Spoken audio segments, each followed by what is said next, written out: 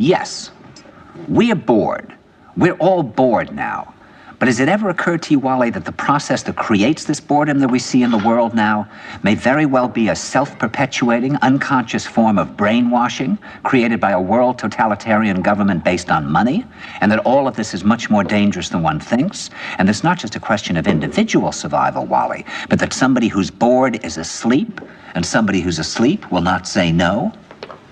See, I keep meeting these people. I mean, just a few days ago, I met this man whom I greatly admire. He's a Swedish physicist, Gustav Bjornstrand, and he told me that he no longer watches television, he doesn't read newspapers, and he doesn't read magazines. He's completely cut them out of his life because he really does feel that we're living in some kind of Orwellian nightmare now, and that everything that you hear now contributes to turning you into a robot. And when I was at Findhorn, I met this extraordinary English tree expert who had devoted his life to saving trees. Just got back from Washington, lobbying to save the redwoods. He's 84 years old. He always travels with a backpack because he never knows where he's going to be tomorrow. And when I met him at Findhorn, he said to me, "Where are you from?" And I said, "New York." He said, "New York, yes, that's a very interesting place. Do you know a lot of New Yorkers who keep talking about the fact that they want to leave but never do?" And I said, "Oh, yes." And he said, "Why do you think they don't leave?" I gave him different banal theories. He said, "Oh, I don't think it's that way at all."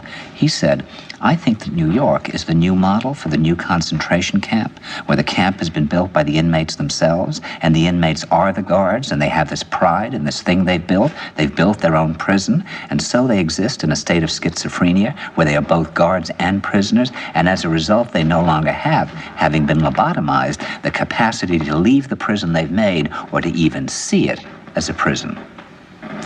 And then he went into his pocket and he took out a seed for a tree and he said, "This is a pine tree." He put it in my hand and he said, "Escape before it's too late." See, actually for 2 or 3 years now, Chiquita and I have had this very unpleasant feeling that we really should get out. And we really feel like Jews in Germany in the late 30s. Get out of here.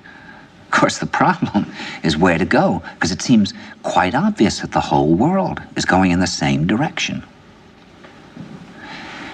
See, I think it's quite possible that the 1960s represented the last burst of the human being before he was extinguished, and that this is the beginning of the rest of the future now, and that from now on there'll simply be all these robots walking around, feeling nothing, thinking nothing, and there'll be nobody left almost to remind them that there once was a species called a human being, with feelings and thoughts, and that